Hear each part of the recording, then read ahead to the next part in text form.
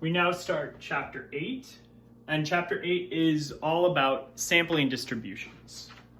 So 8.1 is called the distribution of the sample mean, and here's the homework, 9 through 12 all, 15, 16, 24, and 25. And the key ideas from this section are going to be what the heck is a sampling distribution, sample mean as a random variable, and the central limit theorem. So that'll be, since it has a name like central limit theorem, it's going to be central to what we're studying. Although that doesn't really, I think the word central in that case means something else. But it is going to be central, and it's kind of one of the big takeaways from the class. It's really cool. Okay, so for starters, we want to talk about what a sample distribution actually is. So suppose we have a population and we're given population data x1 through xn. So our population size is going to be n. And then suppose that we have a function, I'm going to call it x, capital X. This is a function. And what it does is it takes samples of size n from our population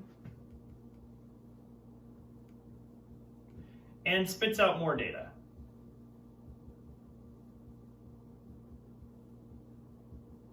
Okay, so here's going to be a function. It kind of takes in samples from our population, and it's going to spit out some data. If these samples are chosen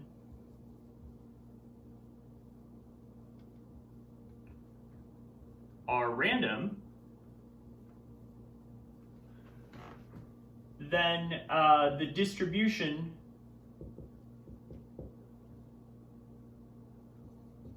of x is called a sampling distribution.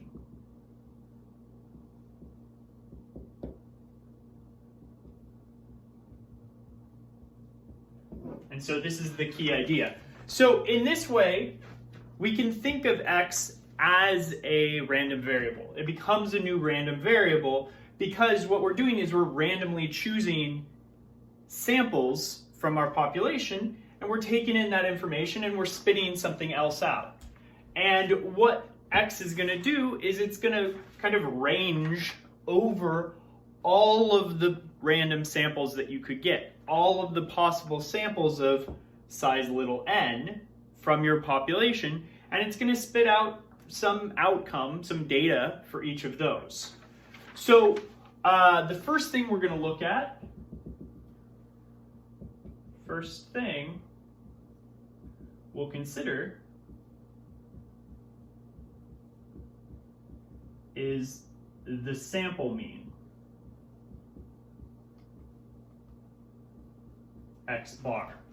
Because what we can do is if we're given data, and we'll look at an example in a second, we can take smaller sizes from our population and get different means on each of those samples.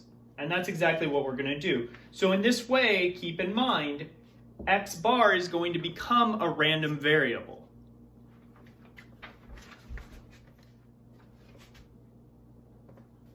So here's the first example. What we're given is, maybe assume that I had 5 students that took an exam, and these were their exam scores. The first student got 50, second student 55, third 70, fourth 90, and fifth 95. Or, maybe it wasn't in that order, but I reordered it so that they're increasing. Okay, so what we have is we have a population of size 5, and say I want to choose a sample size of 3.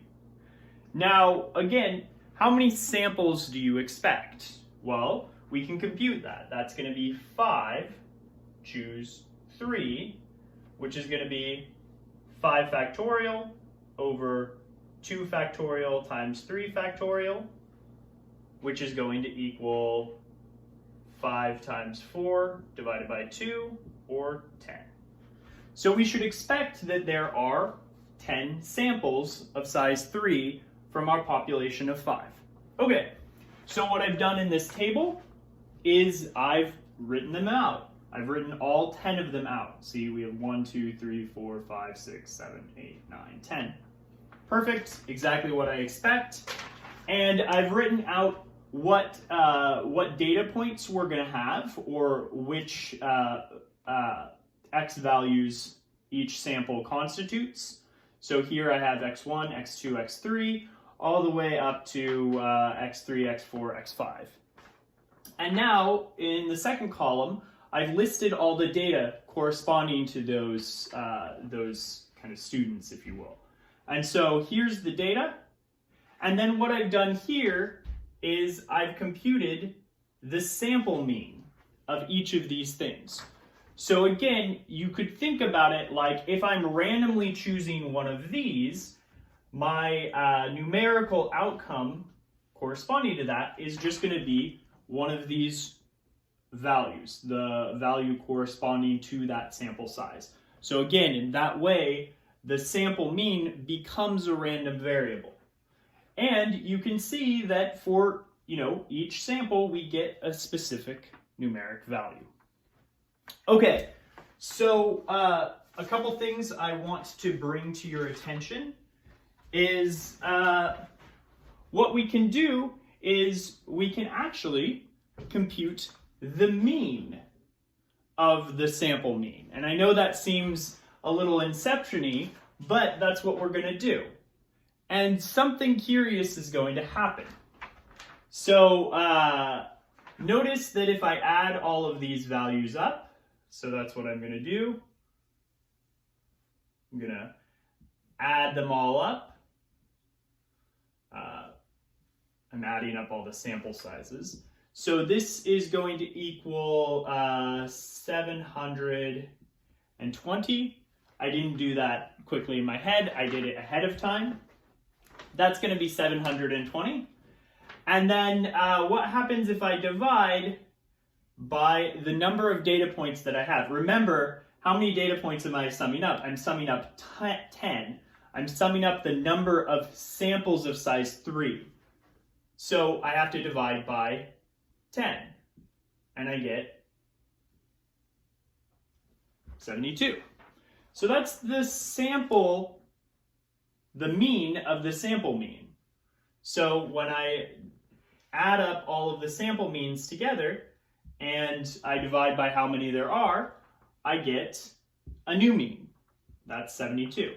But is it really a new mean? Watch what happens. Well, what if I ignore that and I just compute the mean of my population statistics?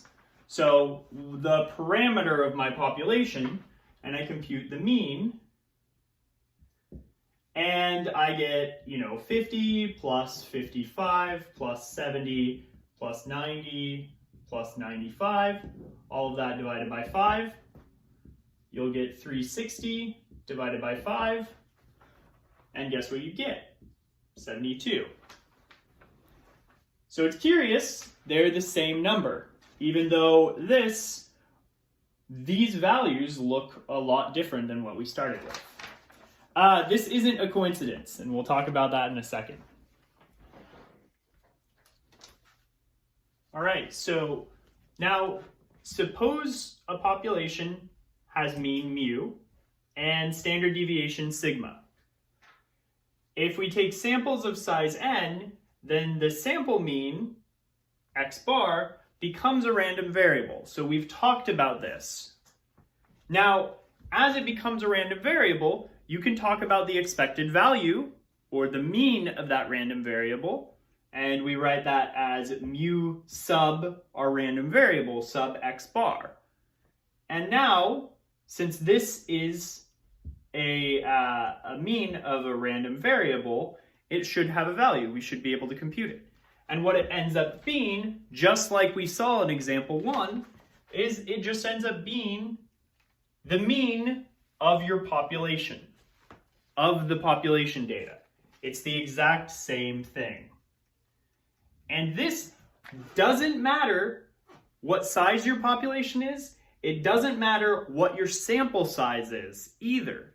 That's what's so fascinating about it. Now,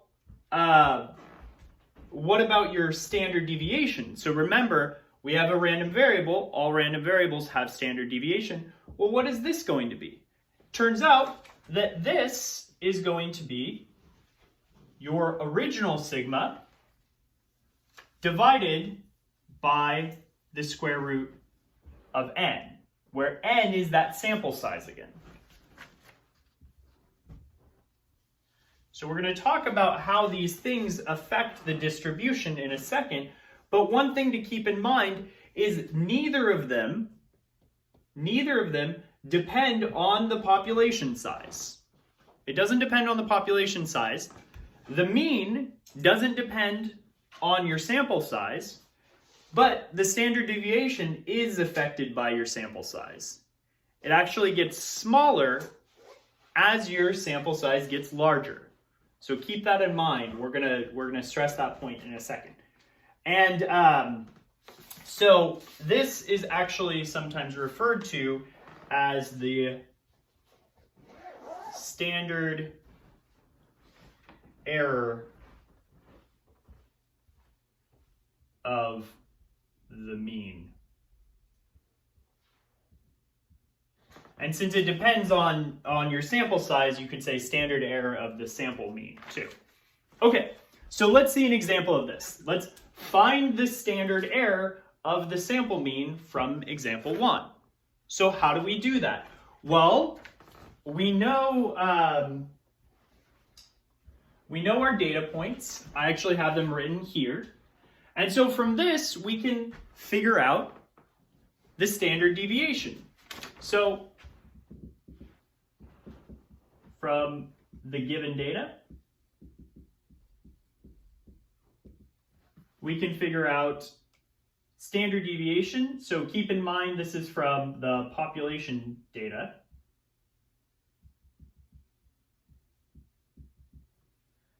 And this, again, we just use our formula for standard deviation, where you sum over all the data points and you subtract the mean, which we computed. Remember, the mean is 72. You square that, and then inside the square root, you also divide by your population size. So we had n there, so you divide by 5. And if you throw all of these numbers in and you compute it, you can throw it into your calculator, you should get 18.055. Now, keep in mind, I'm finding the standard error of the sample mean. What I want is, I want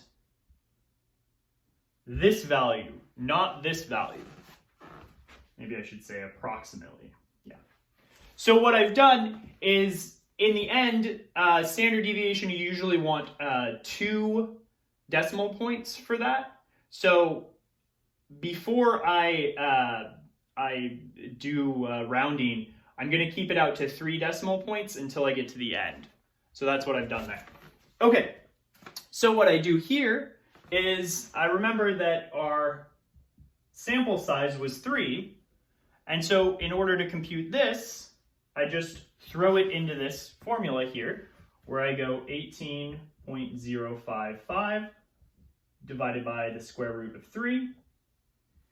And what you get out to 2 decimal points is 10.42. Okay.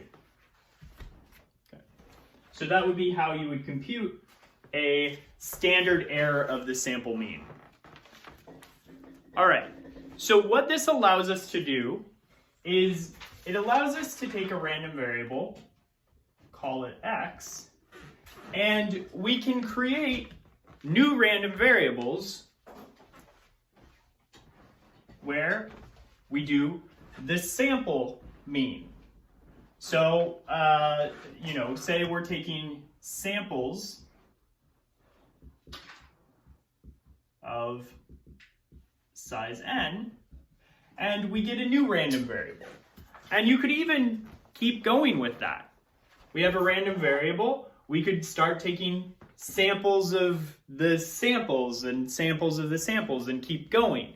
This gives you kind of a new way of always creating another random variable.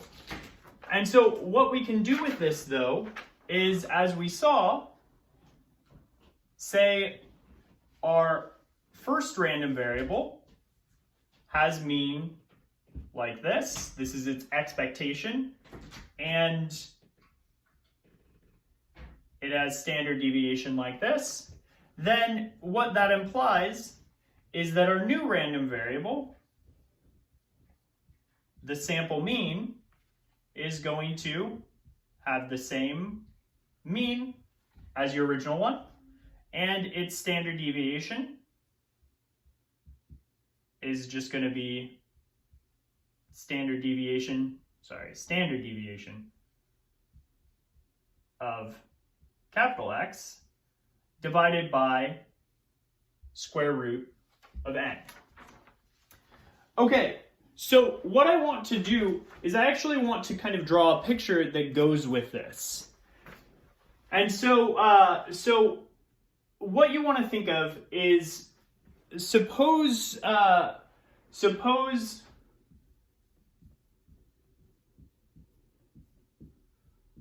first random variable is normally distributed.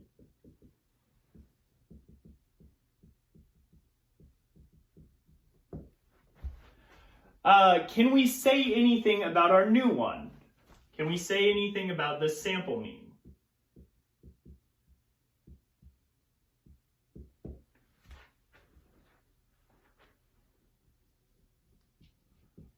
What do we know about sample mean distribution?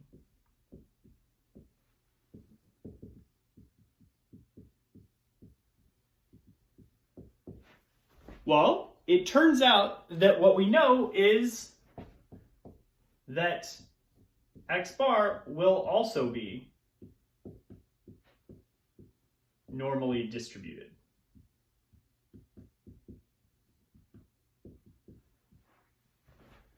And so if I'm going to draw a picture and I want to draw in my original variable, it's going to look like this. So that's going to be your random variable x. And you know that it's going to have mean. It's going to be kind of symmetric about the mean. So the mean will look like that. Now, using this knowledge that if our random variable is normally distributed, our sample mean will also be normally distributed, what do you think the sample means PDF will look like? Well, what it'll end up looking like is, since it has the same mean, it's going to be centered around this value, symmetric about this value. It's going to be bell-shaped since it's normally distributed. Now, pay attention to this. What happens to a normal curve when your standard deviation gets smaller? So think about that for a second. What happens to a standard or a normal curve when the standard deviation gets smaller? That's what's happening here. What happens is it gets steeper. So remember, when we talked about flattening curves, we said all flattening curves means is making the standard deviation larger. So if you go backwards in that process, if you make it smaller, it's going to sharpen up that curve. It's going to make it less flat. And so what you're going to get is something that kind of looks like this. And I apologize if it isn't as bell-shaped as it could be. Okay, so it's going to look like this. where notice it has the same mean. This is the mean. And here it's going to be sharper because the standard deviation of this is actually going to be smaller. It's going to be the standard deviation of your original random variable divided by the sample size. Okay, so it shoots up like that. So keep this picture in mind. Because another thing you can kind of tell from this is what's actually happening as you're increasing your n is this thing's going to get really, really, really tall too. I mean, it's going to cap out at some point, but it's going to start shooting up. It can never be above 1 because we're talking about probability distributions. That's what I mean by capping out. Anyway, all right. So we're actually going to collect all these ideas into what is called the central limit theorem, and that's going to be kind of fascinating. But again, the point of this is if our original random variable is normally distributed, then the sample mean will also be normally distributed. Okay, so the next question we want to consider is the converse statement true? And what we mean by converse statement was, the first thing we said was if our random variable is normally distributed, that told us that our sample mean is going to be randomly distributed. But is it true in the other direction? If our our sample mean is normally distributed, will our random variable also be normally distributed? Unfortunately, the answer is no. But there's something amazing that still happens between this thing and this thing. And this is what's called the central limit theorem. So how the central limit theorem goes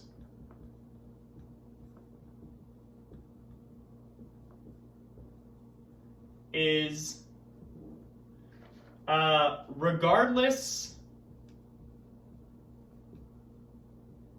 of the shape of the distribution of the underlying distribution,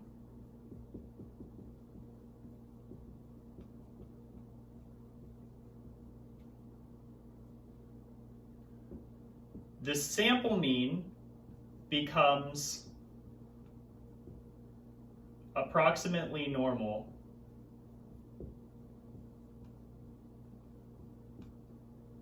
as the sample size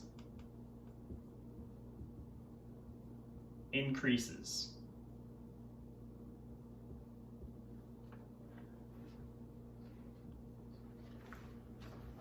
This is an amazing fact because what it tells you is it tells you that no matter what the distribution of x looks like, if we make sure that our sample size n is large enough, we can assume that our sample mean is approximately normal.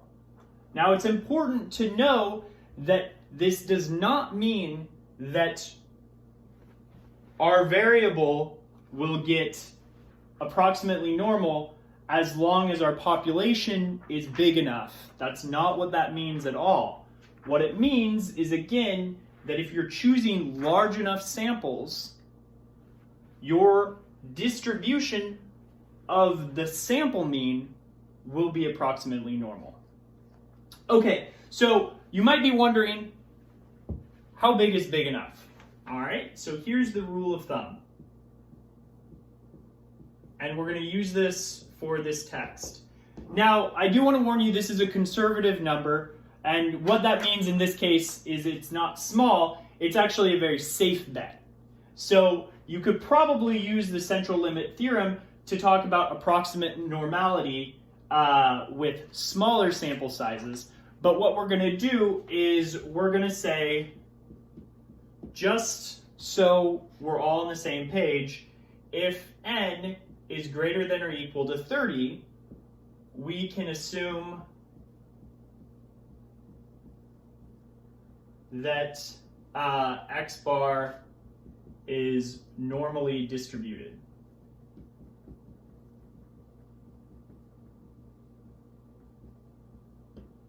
Okay, or is approximately normally distributed. All right, so keep in mind, this is technically always a discrete random variable, so we're always kind of going to have to throw in that word approximately normally distributed because it's not going to have that continuous line. So, so even though we're going to treat it continuously because it's usually really large, keep in mind that these are approximations. Anyway, so again, the rule of thumb says that if our sample size is at least 30, we can use the central limit theorem. Okay, so I want to do an example of how we're going to use these concepts and how we're going to kind of build on stuff we've already been talking about to find probabilities of sample means. Okay, so this is from number 20 in the text, and this is about the upper leg length of 20 to 29-year-old males. And we're told that it is normally distributed. Okay, so what I've indicated here is that x, our random variable x, is going to be the upper leg length of 20 to 29-year-old males. And this is going to be normally distributed, and it's going to have mean 43.7 and standard deviation 4.2 centimeters. And then what we want to find is we want to find the probability that given male between 20 and 29 years old, that their upper leg length is less than or equal to 40 centimeters. So that's our first thing here. And so what we're told is we're told that we're working with a normal distribution. So we can kind of write our little normal curve here. And we know the mean, it's going to look like this, 43.7. And then 40 is a little bit before that, so that's going to be somewhere around here. Might not be exactly there. But if we're looking for the probability that our random variable is less than or equal to 40, remember, we interpret that as the area. So if this here is the area to the right or left of 40, we're going to interpret the probability that x is less than or equal to 40 as the area under this curve. And so if you want to think of these things, I was talking with a student the other day, and they said it was helpful to think of this as like a misshapen pie chart. That can be helpful when you're working through these problems. So what percentage of this pie is smaller than or equal to 40? So that's what we want to know. Okay, so how do we do this? Well, what we need to do is we need to translate this into the standard normal curve. So remember, that's going to be the one, if this is x, that's going to be the one z. And z is centered around 0. And then this is going to be the corresponding z value, where our random variable x is equal to 40. And you still want the same area. And remember, this area will also be equal to the probability that x is less than or equal to 40. That area is going to be the same. So if we can figure out what this area is, we can figure out what our probability is. Well, how do we figure out this area? We have to find what this z value is. So z for x being equal to 40, that's going to be, well, it's just going to be your data point, 40, minus the mean, 43.7, divided by the standard deviation. And we're told that the standard deviation is 4.2. And if you throw that in, you'll get, oh, I didn't write that one down. Oh, I did. You'll get that this value is about negative 0.881. So you find this is about negative 0.881, and that makes sense. And so what we can do is you can go to table 5, and you can find this area in table 5 in the back of the book. So this is from table 5. I need to get a new pen. Table 5. In the back of the book. And what you find is that this area is actually 0.1894. And you can use your calculator to get approximately that too. Okay, so what about B? B is a little bit different. How do we solve for B? And so what I'm going to do is I'm going to grab another pen.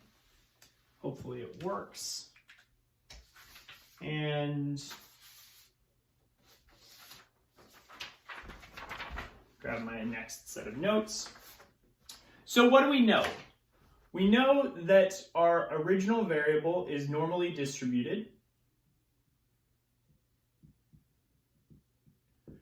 And so what we can conclude from that, and we don't even need to invoke this central limit theorem, we know that this thing is also normally distributed.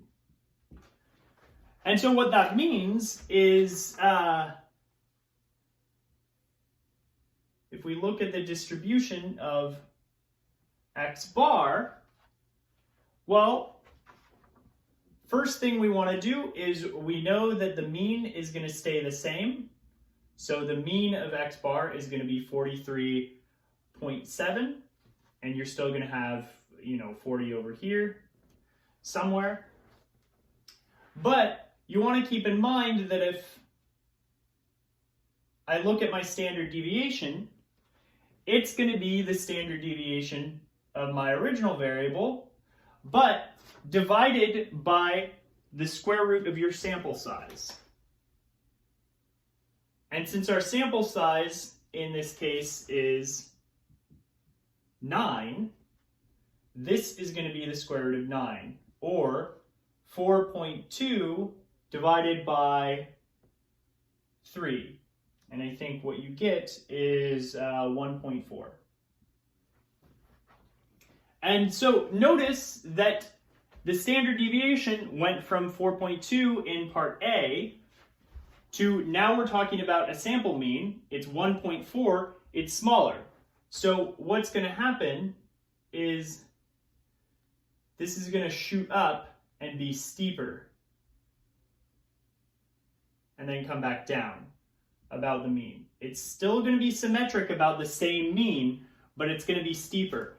And because it's steeper, you can already kind of tell by how I've drawn this area, which is going to be, again, the probability that your new random variable, your sample mean, is smaller than 40, is going to be a smaller area.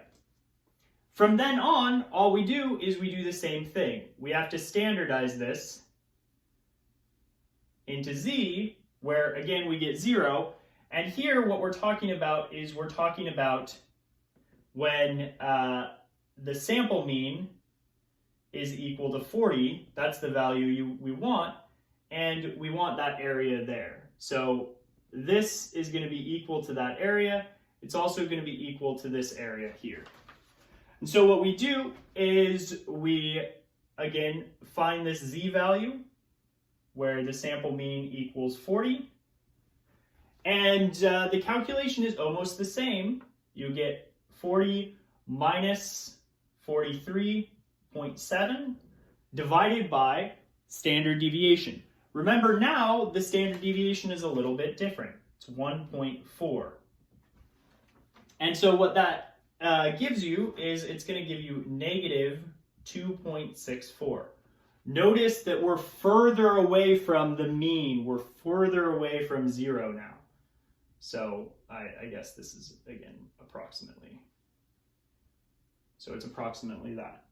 And so again, from table 5, you look up this value, and we're going to get, I think, 0.0041. And then lastly, for C, well, we're going to do the same exact thing we did for B, except here, n is equal to 12. So your sample size is a little bit larger. And what that means is, well, your sample mean, it's going to have the same mean, still going to be 43.7, but the standard deviation is going to be even smaller, because what you're doing is you're taking the original standard deviation and you're dividing it by the square root of 12, a larger number than you divided it by before. And what you'll get is this is approximately 1.212. Okay, so 1.212, what I want is, I'm not going to go through the entire thing. Instead, what I'm going to do is I'm going to indicate my standard curve, know that the value over here that I'm looking for is when the sample mean is again equal to 40 for this thing, and I want this area. That's going to be the area that the sample mean is less than or equal to 40. Now, what I want is, I notice that in this case, this z value, it's going to be 40 minus 43.7 divided by, now here's where things are different than before. Your standard deviation is 1.212 this time. And so this value now is going to be approximately negative 3.05.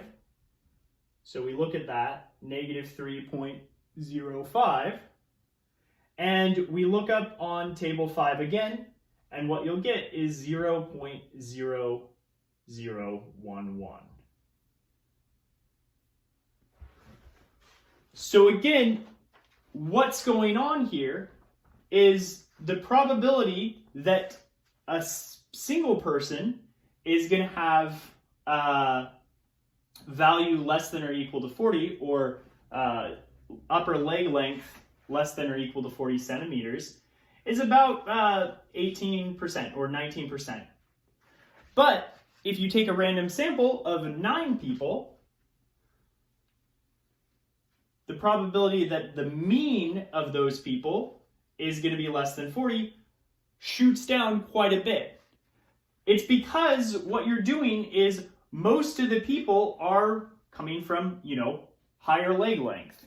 And so that's going to skew your mean closer to the mean here.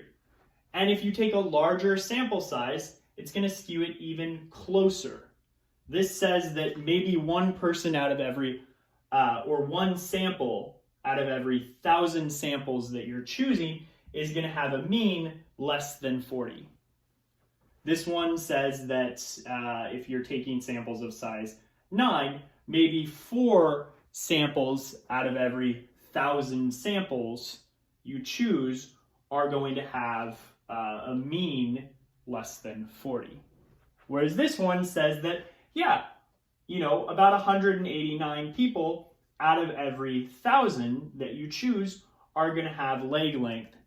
The singular person is going to have leg length less than or equal to 40.